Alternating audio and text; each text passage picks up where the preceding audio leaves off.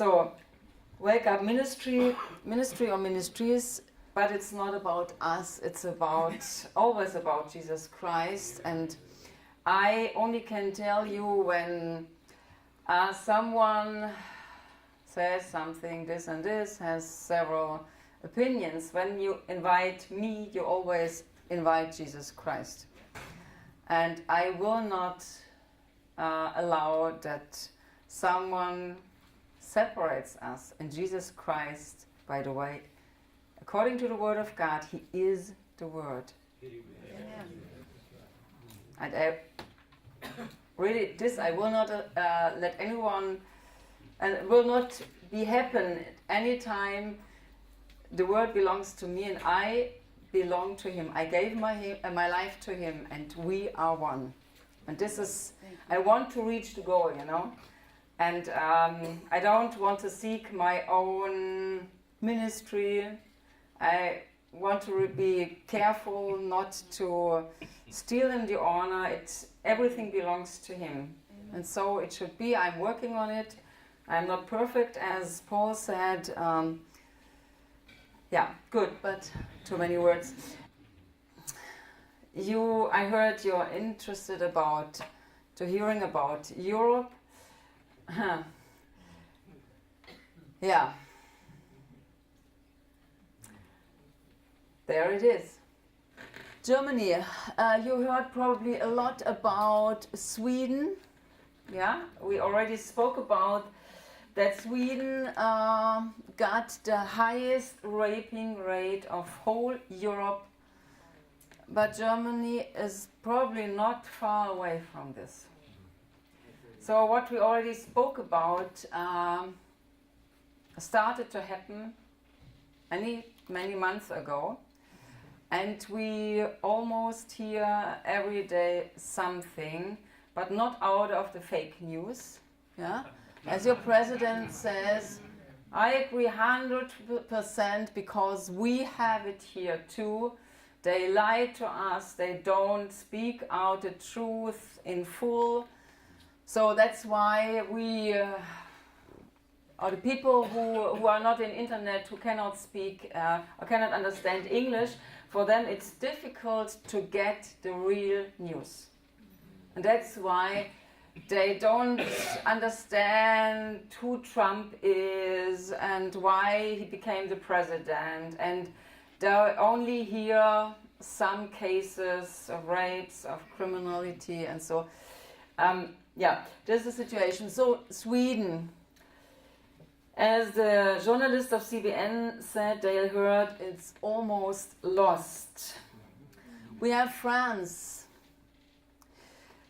France, most of the people probably live in Paris or around Paris, has been burning for months already, parts of Paris. There are groups of Muslims and of leftists together fighting in the streets against everyone, everything, against the police, against the state. And they already have the state of emergency, you know this. And the media in Europe, mainly in West Europe, blocked the informations. Probably this is the only thing how I can understand it, because France has elections, pre-elections this month, and they probably don't want that Marine Le Pen will win. But she must win. If she will not win, France is very important for Europe. Yeah, and it's a partner from Germany. UK, you heard probably many things from UK, London, the last terror attack, and they invited too many Muslims from Pakistan already in the last years, so for many years, and I don't know why they did it, but they can be lost soon. But we are happy, and probably you too, because of the Brexit. It's the first country that leaves the EU. So And we wish also to leave it because it's Mathias will speak about it later. So Austria and Switzerland, we have the little Switzerland. There are many, I can tell you. And Austria also has mountains. They are small countries with less Muslims yet, but they already got several terror attacks. I don't know if you heard it, several small this, but what is small, you know? When it hurts, when it injures people or anything else like this, then it is what we call it, yeah, an attack. So Austria and Switzerland is not bad as Germany, but they are small and they cannot be separated from what is happening in Europe. Yeah, and some still think they can then because there are still people who don't like us. Yeah, and I heard that some neighbors, they said, oh, the Germans, they can take them, but because their aim is to take over Germany, when they get this strong nation, then all are in danger around too. So, and they will probably, we thought about very often, when the fire really will start, it already started in several areas, but I mean over the whole country, then they would all close the borders, I'm sure. And then, so our neighbors are allowed, I don't know how it is here, but main neighbors, they are allowed to be armed. We not, as I mentioned. We are not allowed to have a longer knife. We don't want to use it, but they declare war on us, not we on them. So Belgium, they say, would have already 40% Muslims in the government. They spoke about it already some years ago. So it's, yeah, no words about it. Germany, the cry of my heart and the land of my origin. I would love to tell you a funny thing, what happened in New York, because we came first to New York. And a man, an African from French Guinea, brought us to the airport. So he drove this car, big car, and then he started speaking about your president. Everything bad, up and down and left, right, and everything, you know. And we listened to him and were smiling inside, were waiting. And then finally he said, but he is not a politician, but he loves the country. Yes. So this is what he got in his mind. This is something very important. And then he said something very funny. I can tell you, I was laughing. He said, what do you think about, could we not send this Donald J. Trump to the country of, back to the country of his origin, Germany, to Angela Merkel? And I jumped in the sky and said, yes, gave him to us.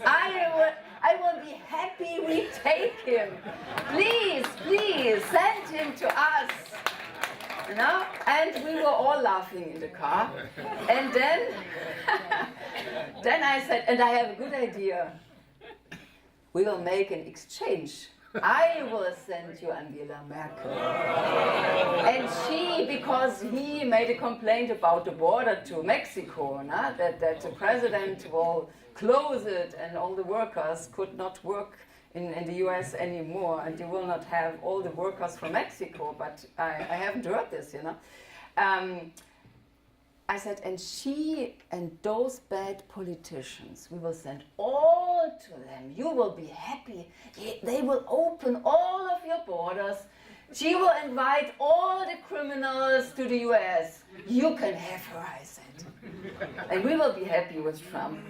So he will close our borders, hopefully. So it was a funny thing.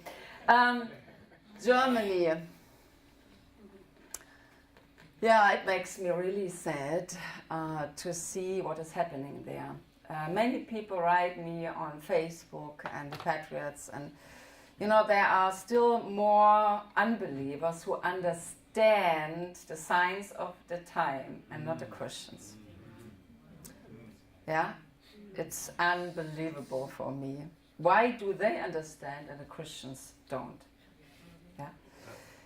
And they are so disappointed and they don't know what to do, and then they worry about the future, and some already left to Australia, some want to come to the US, some want to go. Who was from Canada, by the way? Lady.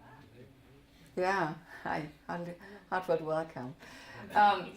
They want to go to Canada, but they don't realize yet what's going on there. So, this beautiful country, Canada, is so, so beautiful. Yeah, so they want to move, or they think about to move. Some don't have the money to move, but we heard already that several millionaires left Germany, and others want to follow. So we spoke about in our first presentation that in 2015 1.5 to 2 million around in public, they said it, would have come to Germany until end of 2015. About 2016 we don't have any numbers. No, it was quite quiet. But we don't know how many came in 2016, and at the moment we have spring, and we heard from Italy and from Spain. In Spain started already. Spain, we have here Spain, and the guys from Africa, this is Africa, jumped over the borders to Spain too. And Italy has big problems. 10,000 per day or per week. And here in Sicily, you say? Calabria here is so beautiful. And they come here, but still by boats. Italy, and they still want to come mainly to Germany, probably to take over. And Turkey, you have heard probably about this guy names himself Erdogan. Mm-hmm. In Germany, people call him Hitler, the second Hitler.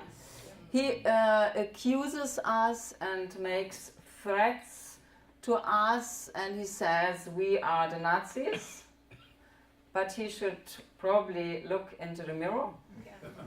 And he imprisoned many people, or many died. The opposition, people from the medias, and I don't know, just people from the opposition. So he is very aggressive and strict, and too many young people follow him. He makes also, Mathias will add after me, makes also some campaigns for his elections in Turkey, in Germany. Yeah, but Mathias will add something. I don't want to say too much. Still the liberals, you call them liberals, I call them socialists, humanists. Together with the churches, they prepare the way for Islam. As they did it in other countries, they still do it in ours. They want to. So, and still those people are mostly young Muslim men. They don't look very hungry. They have muscles. They are still in military age. And do you want to say something on this point? Okay. I wanted to add some things Heidi told already, especially about Turkey. Because Turkey, when we look what is happening in the world, not only in Europe, Turkey is at the moment is very important. Because as my wife Heidi already mentioned, Erdogan, he is really not only that we don't do it, but the media in Germany and some politicians, they say he's acting like Hitler did in the 30s and in the 40s. And when you see how he thinks does, then you really see that he studied what Hitler did, how he acted, and that he is very aware of what he is doing. And so, I don't know, I'm the second time here with you, and last year in May, Heidi told you that the European Union, it was just a decision made in February 2015, the European Union decided to pay 3 billion euro, this is 3.2 billion US dollar, to Turkey for keeping their borders closed and keep the refugees from Syria, to keep them in Turkey, that they wouldn't come into the EU. So they made this deal, and Germany, because Germany is the heart at Europe and it's the most powerful economy, they alone had to pay 427 million euro. This is about 455 million US dollars. So this was the amount Germany paid. But what they didn't consider when they made this deal, with whom they were making this deal. Because, you know, when you want to shake hands with the devil, he will rip you off completely, right? And this is what they did. And now, as a result, what we see now, the outcome, Europe and especially Germany, I have to look at my notes because I had to get the vocabulary for it. They are now valuable to political blackmail through Erdogan. So he can blackmail us, because what he is doing now, when you don't do what I want to do you, or what I tell you to do, then I will open all the borders and send the refugees from my country to yours. Exactly. And this is what he does. And you know how many refugees are currently in Turkey, in camps from these war zones in Syria and other countries? 3 million people. They are in Turkey. And we had 2015, we had this 1.5 to 2 million. 2060s, they hold the numbers under the table. Would you say under the table? They don't tell you, but you hear that per day or per week, 10,000 are still coming to Italy and to Spain, Heidi, mainly to Italy. Heidi mentioned it already. And so it would be really a big mess for the European countries if Erdogan would open his borders and send all these people to us. And I'm convinced when he wants to do it, he will take action on it, right? So Germany and Europe are in a really bad condition. And as Heidi already told you, at the moment, Erdogan, because he wants to get hold of all the power, he wants to switch the constitution in Turkey, I don't know if you've heard about it, to a presidential system that gives him more power than he already has. And you know, he misuses his power. He imprisons journalists, he imprisons politicians from the opposition. Even we have a partner city as the city of Frankfurt. The city is Eskişehir in Turkey. And we made a solidarity visit to this city because it's the only city in whole Turkey which is governed at the moment by a Christian mayor. And there was also, I didn't attend this tour, but I spoke with the members of our parliament who attended it, and they said they also spoke with the governor or the mayor of Istanbul. And when you know he's from the hierarchy, you say hierarchy, he's the third guy in Turkey, so the mayor of Istanbul is very important. And he has a cousin, he is from the AKP, the party Erdogan represents, but even him they arrested, they threw him in jail because he was not so online with what Erdogan is doing. So even if you are a member of the AKP, you are not safe. You have to take care of what you say. And we have one journalist from Germany, also he has a double pass. He has two passports. He has a German passport and he has a Turkish passport. And this is the craziness about giving people two passports, because now Erdogan imprisoned him. He is since 7 weeks in prison in Turkey, and they accuse him to spy for Germany or for other countries, and perhaps for the US, I don't know. And today, after 7 weeks, the German general consul is the first time allowed to visit him in prison. Can you imagine this? And prisons in Turkey, I can tell you, they are not so nice as those in the US or in Germany.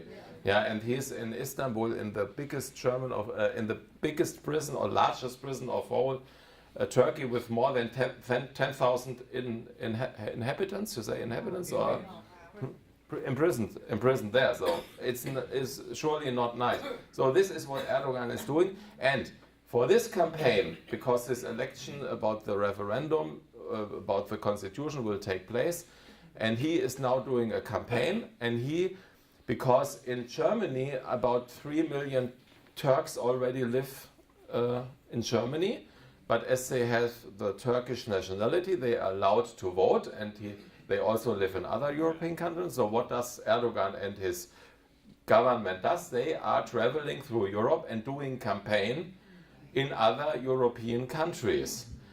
So, and now, because he accused, as Heidi said, he accuses others to be fascists or Nazis when they don't do what he wants to do.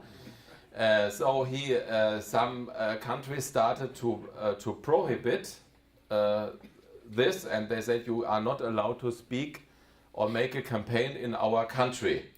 And as you heard, the Netherlands, they had elections some weeks ago, and we hoped for Geert Wilders that he would make it, but unfortunately he failed. But you know what happened? There was the Minister for Foreign Affairs from Turkey. He wanted to campaign in the Netherlands. And then Mark Rutte, the Prime Minister of the Netherlands, he said, no, you are not allowed to come in. And it was a big thing, it was a heavy fight. And I already said, it looks like they made a small business, they made a deal, because the elections, it was 1 week before the elections, you know. And he wanted to show how strong he is, and that he says, shows the Turkish government where are the borders. And I think this costed Geert Wilders some votes, because they thought, oh, our president is doing right well. And he kept him out, and Erdogan was out of rage, and he was saying, Nazis, Netherlands are Nazis, they collaborated with Germany and everything, and he was really going wild. But you know what happened after the election? This Mark Rutte, excuse me, I was not so kind to you, and sorry, and we want to have good relationships again. So it was all made up for the elections, right? And so is how they betray the people, and it's really sad. So, and also in Germany, some local politicians, they said we won't allow campaigns in our cities, and we had the same things. He said fascists, Nazis, and he was really getting wild on us. But so we have to take a close eye on Turkey, what is happening there. And I think there are some more things which will come up. Perhaps what can I add? What is important about Europe? So there are some glimpses of hope. So you have that Dale Hurt. We know him personally. We are in regular contact with him. We will visit him after we finished our tour here in Washington State. And after he visited Sweden, he told us literally Sweden is already lost. And they made such a mess about your president after he said, have you heard what is going on in Sweden? He was referring to the Fox News. Even I'm not a native English speaker, but I heard his speech. And we are tracking him, yeah? We are looking all the live on Fox News and so on, what is going on. And even I, as a non-native speaker, I didn't got the clue that he was speaking about a special event, what was going on in Sweden the night before. But then even the Swedish government, they said, what are you telling? What do you want? So in Sweden it's also nice, and perhaps the ones of you had been last year here, Heidi showed a small video about the riots, what are going on in Sweden. And even the women, they don't dare to go out on the streets in the evening or in the night. When they are blonde or fair hair, they make it dark, so that they wouldn't be so that the refugees are not so attracted on them. And this is all going in Sweden. So this is really a big deal, and your president was totally right. The other hope we have, Austria. They 2 weeks ago or 3 weeks ago, they made a ban for wearing the niqab or the burqa in public. So they made a law against it to get this a little bit handled. So this is another glimpse of hope. And as Heidi said, in Switzerland, every family has a gun in their home because of their army. They have this reservists. In Austria, they are also allowed to be armed. This is a good thing. And we have to speak about Eastern Europe, because Eastern Europe is completely different from Western Europe, what we were speaking about now in the last minutes. Because you see countries like Hungary, and what Heidi didn't mention, that many people, many patriots in Germany, they're leaving Germany and they are going to Hungary because Viktor Orban, the president, already made an invitation. He said, when you have problems in your countries, then come to Hungary, we will give you refuge. So this is the crazy thing, that people at the moment already are leaving. And as what Heidi was mentioning about the millionaires, in 2016, so many millionaires left Germany as never before since World War II. And this is, we speak about the elite. Do you say elite? Yeah. So when the elite starts to leave, they are well educated, they know what is going on, they want to have their money safe, and they have the possibility to leave, yeah, because of their wealth. So not everyone who lives in a state has the possibility to leave from one day to another, but they do. And this is an indicator, and even the mainstream media brought it out as it is. Yeah, it's an indicator what is going on. So we have Poland. Poland is really strong. They are Catholic, but they are strong in their faith, and they are also good patriots, really good patriots. And we have Slovakia. And they all closed their borders. They said, we don't want to have, and this is interesting because they speak out the truth, and the rest of the EU is bashing them for that. They are saying, the Muslim culture is not compatible with our Christian European tradition, with our culture. And so we won't let these people in because there will come conflict. So they are realists. They see what is going on, and they say, Czech Republic also, and they say we will let refugees in, but we will take Christian refugees. And these are them who they slaughter in these Middle East countries, and they slaughtered already 500,000 of them. But in Germany, they don't care about, and the crazy thing in Germany, and the sad thing is, that there are true refugees who are coming from the war zones. They need our help. but along with them they come their slaughterers, their murderers. They are coming along with them, and they are ending up together in an asylum home. And then there are the fights, and we have lots of them, so the trouble is going on. And when a Christian from Iraq, for example, or from Syria is coming to Germany and seeking refuge, they don't find refuge, they find their persecutors again in the asylum homes.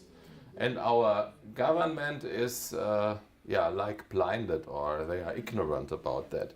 Okay, but there are glimpses of hope, and we have upcoming elections, and so we prayed together with all the prayer warriors in Germany. We prayed for your elections last November, and we were so at the screen and looking and were so excited. And when they counted the votes, we were awake all the night until they called out the states, and it was clear.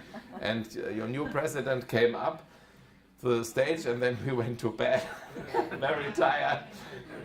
But please pray for France, because these are elections coming up. 15th April is the pre-election, and then in May is the final election. And please pray for France that Marine Le Pen can do it. And as you heard already, perhaps in September, we will have elections in Germany.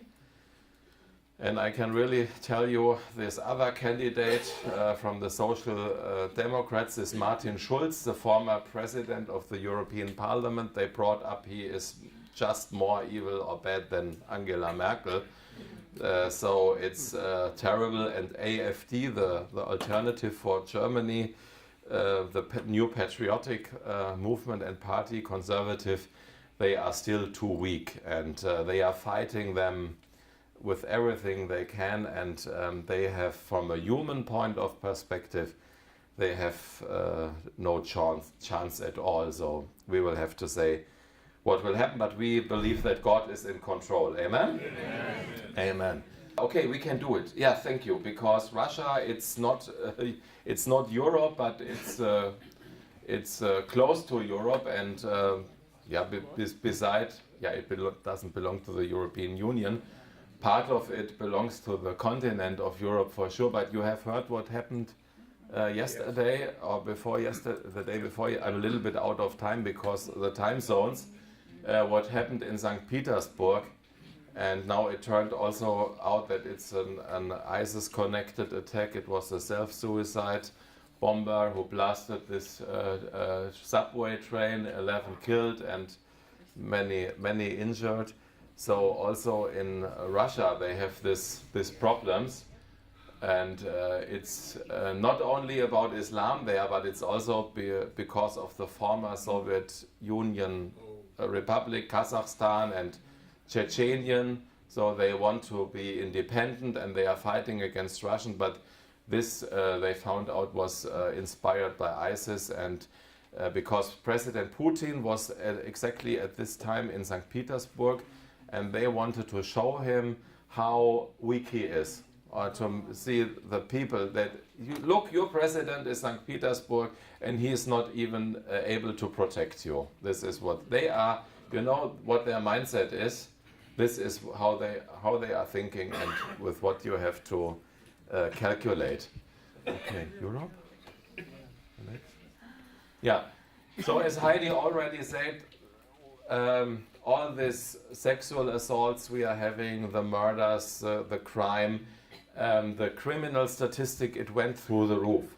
We have local criminal statistics which were published some days ago about 2016, and they show an increase of criminality about 40 to 50%. And mostly is because of the refugees which came in. And you will not find out in the mainstream media. When you read the national newspapers, they have like they wouldn't tell the nationality or the background of the offender. Yeah, they will only say a young man, and but when you read a young man and he had a knife, you already know it probably was not a German, right? So but when you, but yeah, and sometimes they have the German, when they are in the second or third generation, then they have the German passport, and they say it was a German, but he had Turkish roots. Yeah, so, and this is very difficult, and sometimes in the local newspapers. So you have here the Squim Gazette, I think, or yeah. When you have these local newspapers, then they report about the background. They say who the offender was, what, and so we have what also Heidi and I are doing on our Facebook page, and many others are doing. We are screening the internet after such reports, and then we are posting it. And this is what people did, and they get out this map of so-called isolated incidences. This is what they say. Every time something happens, it's an isolated or single incidents, but we have daily, we have many of them, and it's so sad to read. And I want to show you quickly two of them, because they are not only example, but they explain something. What is the mindset? What is the mindset of the people, and what is going on? What is the really problem? So we had last year, 2016, we had one young German woman, Maria is her name, 19 years of age, beautiful young lady, and in the city of Freiburg, and she was murdered by a so-called refugees, and they said he was underage. So she was raped, she was killed, he threw her away like rubbish in a river, and there she drowned. And she didn't find him immediately, but they found DNA, so it took a while, it took a few days until they got him. So this is a little bit important, because I will come back to it later, what else happened. So, and then after they found him, they said it was an asylum seeker, Hussein K. Dot, and they said he was 17 years old, from Afghanistan, and he came to Germany in the year 2015. So, what they found out after they got him, in fact, he had already raped and almost killed another young woman in Greece in the year 2013. And he had a court case after he was catched by the police in a court case. There in February 2014, he was sentenced with 10 years in youth prison. But no one knows how they let him out of the prison 1.5 years later. We don't know if they wanted to get rid of him and brought him to another country, or if they released him earlier. And then he came, after this, he came to Germany, and he said, I'm 17 years old, I'm from Afghanistan, I'm a pure refugee, please take me. And they took him and said, heartfelt welcome. So this is the issue, no vetting, and when they say they are underage, and most of them they are not, when you see photos of the offenders, you see that they are not 17 or 16, they are much more older, but they say we are under 17 because then they will get much benefits, they will get special care, so when they are not accompanied by parents, yeah. And the German government pays per month 6,500 euro, this is a little bit less than $7,000 for one such underage, unaccompanied refugee. This is what they pay, because they are traumatized, they need, psychologist and everything. So this is what is going on. So, and they found out he was almost 25. They made, they put a piece from his hand, from the bone, and you can make tests, and you can find out the real age. And after he killed this young girl, so they found out he was already 25, and he almost killed another lady in Greece. So, and now comes the the most weird stuff. What happened? This is how do you say, the obituary, or how do you say? Obituary notice the parents of Maria did in a newspaper. And this is before, I told you, they didn't found the offender immediately. It took some time, and they found him because of the DNA they found. What, I don't have it in, is this the pointer? The red one? So, I have to translate, and I think you trust me that I translate it properly. So, instead of flowers, we ask for a donation for the church, educational work of the church in Bangladesh, or the student initiative White Blick. This means you can have a wide view, you can look very far in Freiburg. And this is this student initiative is an initiative for refugees to help them. How do you? I wrote it somewhere. Refugee aid. It's a refugee aid organization. The parents of this lady killed by a refugee. They didn't know it at that time, but even after they knew it, yeah, they said not everyone is bad and la la la la la. But so, and this Maria, and this was the reason how she met her killer. She was working in a refugee aid initiative, and she knew this guy from the refugee home where she worked as a volunteer. So can you imagine this craziness, this mindset, what these people have? And we have in the meantime so many women who had been raped or killed because they did volunteer work in this refugee homes. And the most stupid thing was in Berlin. She was a member of, or she is a member of the Green Party, and she was raped by refugees in an asylum home when she was there.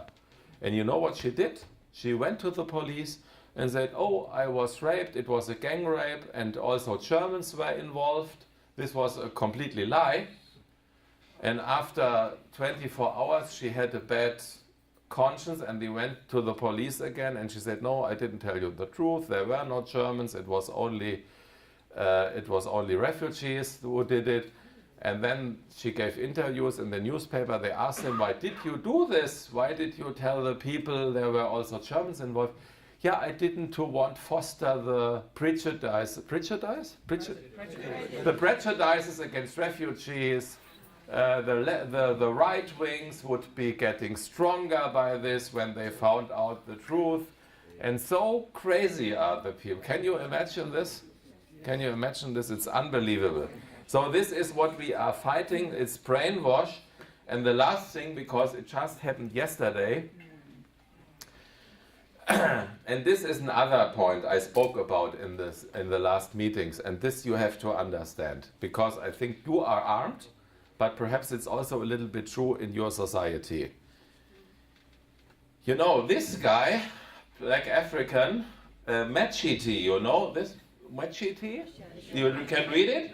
So there was, so we had spring weather now at the last weekend. It was perhaps about 80 degrees Fahrenheit. It was pretty warm. And so a young couple, she was 23, he was 26, they put their small little tent and went out for camping in a park. So this guy came with a machete, he smashed the whole tent. We don't know what he did to the guy. He couldn't defend his girl, and he raped her, and he had to watch it. And after that he flew, and this is a phantom picture, you know. They didn't caught him yet. They lost him. The guy was only he was so scared. Only after the raper left, he called with the mobile. He called the police. So I made a comment on this and I said, we were socialized in Germany in a peaceful society, in a non-violent society, you know, in the last 70 years. And the Germans, they are not used how to handle guys who show up with the machete and want to massacre you. They don't know it. They are not trained. And I know, Gary, you do the self-defending. You are doing the self-defending training, and we also had a very great time with you one evening, and we appreciated this very much. But the people don't know how to handle it. And all the refugees who are coming to us, it's the completely opposite. They are coming from violent societies. They are coming from war zones, and they are trained. They know how to fight. They know how to kill, and they are willing to do it. Also in a country where they have so-called refuge, and this is what he did. And I made a comment on my Facebook page, and I said this 26-year-old guy in the tent, he would have better had a baseball, how do you say, badge, or the bat, baseball bat? He would better have had a baseball bat in his tent beside his sleeping bag to defend himself. And this is what the people are not aware of. They are not aware that they might be a danger, because the media lies at them, the media doesn't tell them. Yeah? And so they think, oh, it's all secure, and it's only single incidents, and nothing will harm me, and nothing will happen to me, but then it happens, and they are not prepared at all. So this is the other issue we face with this refugee thing, that we have this clash of civilizations. Violent societies on the one hand, non-violent, peaceful societies on the other hand. And this is what you have to know when you want to see what is behind all the issue. Okay?